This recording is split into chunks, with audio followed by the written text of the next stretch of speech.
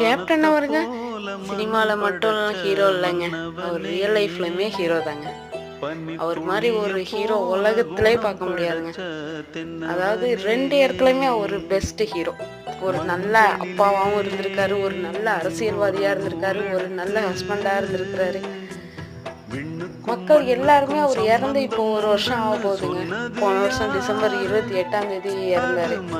இந்த வருஷம் டிசம்பர் வந்துடுச்சு, 1 வருஷம் ஆயிட்டுங்க. இருந்தாலும் இன்னும் ஒரு இறந்தாலுமே மக்கள் மனசுல இன்னும் நீங்காத இடம் பெற்றதாங்க இருக்கிறாரு. விஜயகாந்த் அவர்களை யாருக்கெல்லாம் ரொம்ப பிடிக்குமோ அவங்க இந்த வீடியோவுக்கு கமெண்ட் பண்ணுங்க. அவரை பத்தி நிறைய நெகட்டிவ் கமெண்ட்ஸ் நிறைய தான் வந்துச்சு, மீம்ஸ் பல போட்டாங்க. இருந்தாலும் கேப்டன் தாங்க.